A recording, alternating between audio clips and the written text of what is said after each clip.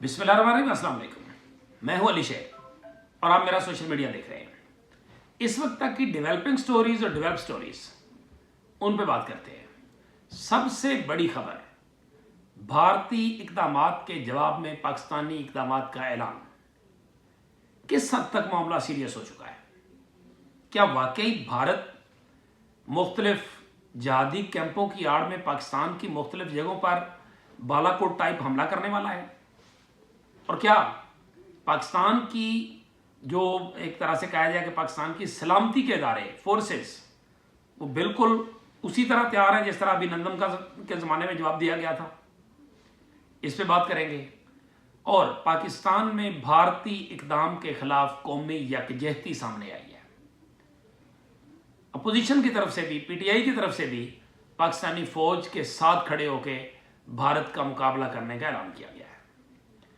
इसी से जुड़ी कुछ गैर मुल्की सुफरा को ब्रीफिंग दी गई है और कुछ भारतीय मीडिया की बोंगियां सामने आई हैं, वो भी आपके सामने रखेंगे।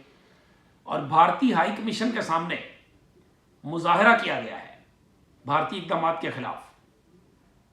और पाकिस्तान की जो इंटरनल सियासत है उसके हवाले से अगर देखा जाए तो उसमें सबसे बड़ी खबर कि बिलावल भुट्टो जरदारी और सिंध के अवाम ने जो प्रोटेस्ट किया उसके सामने शहबाज शरीफ साहब सरेंडर कर गए हैं, लेट गए हैं। नहरों का मंसूबा जो है उसको उन्होंने इल्तवा में डाल दिया है। ये वो तमाम इश्यूज हैं जिन पे मेनली बात करना मकसद है। कुछ चीज़ें और भी हैं, वो भी आपके सामने रखेंगे। सबसे पहले तो बात करते हैं, गुज़िश्ता रोज़ भारत की तरफ से पहलगाम का जो वाक़या हुआ उसकी आड़ में बैनुल अक़वामी मुआहदा जिसके गारंटर आलमी बैंक और कुछ दीगर है, उनकी गारंटी को पसे पुष्ट डालते हुए भारत ने सिंध ताश मुआहदा मुअत्तल करने का ऐलान कर दिया, जो कि एक तरह से, और मुआहदे में लिखा हुआ है कि अगर पानी बंद किया जाएगा तो वो ऐलान जंग तस्वर होगा। ज़ाहिर पानी के बगैर किसी कौम ने क्या जिंदा रहना है? वो जिंदा रहेगी तो फिर ही किसी से उसका वो कोई होगा ना, लड़ेगी। जिंदा रह नहीं सकती तो वे लड़ेगी कैसे? तो जिंदा रहने के लिए पानी जरूरी है। तो वो जो कहते हैं ना अगली जंगें पानी पे होंगी, तो वही हो रहा है। तो उस पे जो भारत ने सिंध ताश मुआहदा मुअत्तल करने का ऐलान किया, तो पाकिस्तानी हुकूमत ने, पाकिस्तानी रियासत ने बड़ा वेल कैलकुलेटेड सोच समझ कर उसका जवाब देने का फैसला किया। और गुज़िश्ता रात कौमी सलामती कमेटी का इजलास आज बुलाया गया, जिसमें पाकिस्तान की अस्करी और सियासी क़यादत मौजूद थी। और उसमें जो फैसले किए गए, कुछ तो वो फैसले थे जो तुर्की व तुर्की थे, और कुछ वो थे जिनकी भारत को जख्म पहुंच सकती है। जैसे पाकिस्तान की ने उनकी फ़ज़ाई हदूद जो है वो भारत के लिए बंद कर दी हैं। अब उनके तैयारों को खलीजी ममालिक में जाने के लिए, बाकी इधर जाने के लिए 2 घंटे का ज़्यादा सफ़र करना पड़ेगा। तो ये इस तरह की एयरलाइंस और उनके लिए ये खासा झटका है। खैर, एक तो ये हुआ। दूसरा, बाकी जो चीज़ें हुई हैं, उनके नाज़मुल अमूर को तलब करके एहतजाज किया गया, उनके अमले को 55 से कम करके 30 कर दिया गया, जिस तरह उन्होंने हमारे को किया, वो सब कुछ हुआ। और फिर पाकिस्तान ने वाज़े तौर पे ये कहा कि अभी आपको अभिनंदन नहीं भूला, अगर आपको भूल गया तो हम आपको दोबारा याद करवाने को तैयार हैं। ये बात जो थी ये हर फोरम से की गई है, हुकूमत की सतह पे, मुख्तलिफ तबकात की सतह पे, वकला की सतह पे, सिविल सोसाइटी की सतह पे, पॉलिटिकल जमातों की सतह पे, मजहबी जमातों की सतह पे, हाई कोर्ट और सुप्रीम कोर्ट बार्स की सतह पे, और मतलब हर तरह से ये मैसेज दिया गया। और अपोजिशन में पीटीआई की तरफ से चेयरमैन बैरिस्टर गौहर और अपोजिशन लीडर उमर अयूब ने भी कहा कि जंग जो है वो फौजियों ने लड़नी होती है, सिपाहियों ने, और हम फौज के और सिपाहियों के साथ खड़े हैं। ये भारत के लिए बड़ा वाज़ेह मैसेज है। तो ये सारी सूरत हाल हुई है। और कुछ और गैर मुल्की सुफरा को ब्रीफिंग दी गई है, उसको बताया गया कि भारत ने क्या क्या हरकतें की हैं।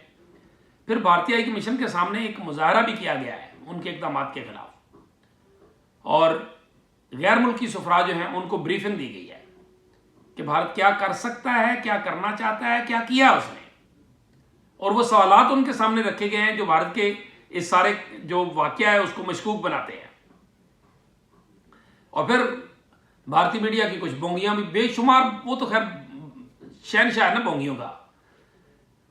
ایک ایسا بندہ جس کو انہوں نے وہاں پہ مردہ قرار دیا کہ وہ مارا گیا وہاں پہ, وہ زندہ بھارتی افسر نکلا, بھارتی بحریہ کا افسر نکلا. عجیب, جس طرح انہوں نے اپنا وہ ہیلی کاپٹر مار کرایا تھا ابھی نندن والے قسط میں, وہ ایک چیز تھی. بہرحال پاکستانی قوم نے ایک جاندار پیغام دیا ہے اور اس میں امید ہے کہ بھارت ایسی کوئی حرکت نہیں کرے گا, اگر کرے گا تو پھر بھگتے گا. کچھ چیزیں پاکستان کے انٹرنل حالات کی. بلاول بھٹو زرداری اور شہباز شریف کی ملاقات ہوئی, اس سے پہلے مراد علی شاہ اور بلاول بھٹو زرداری کی ایک خاص ملاقات ہوئی گزشتہ شام. اس ملاقات میں سب کچھ طے پا گیا اور آج شہباز شریف صاحب سکرین پہ آئے, بیٹھے بٹھائے بلاول کے ساتھ پریس کانفرنس کی اور نہرو والا چیپٹر بند. تو شہباز شریف صاحب نے کہا وفاق سے زیادہ تو کوئی چیز اہم نہیں ہے. کالا باغ کا معاملہ تھا, وہ بھی وفاق کے اگر آیا تو ہم نے پیچھے ہٹ گئے.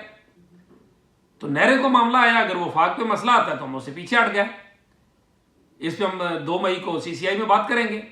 تو شہباز شریف صاحب کو بندہ پوچھے کہ بھئی آپ کو پہلے نہیں پتا تھا کہ یہ وفاق کو مسئلہ ہو سکتا ہے, اس سے خطرہ ہو سکتا ہے, پہلے یہ تماشا کھڑا ہی اتنی دیر تک کیوں ہوا گیا, ضرورت کیا تھی؟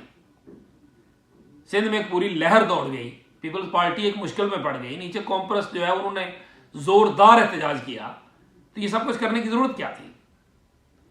خیر شہباز شریف صاحب سے تو کیا سوال ہونا بیچارے سے, تو SIFC کا منصوبہ تھا, اب پتہ نہیں اس کا کیا ہوگا.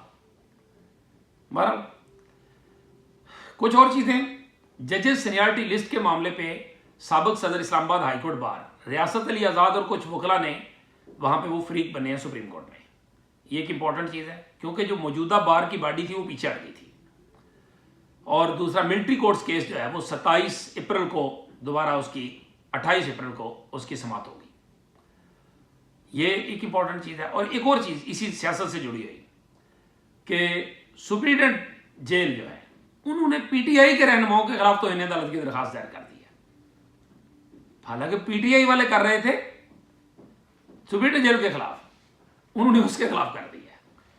چلو دیکھتے ہیں کیا ہوتا ہے. بہرحال جو بھی مزید اپڈیٹس آئیں گی ان سے آپ کو آگاہ کرتے رہیں گے. اسی کے ساتھ مجھے دیجیے اجازت, اللہ حافظ.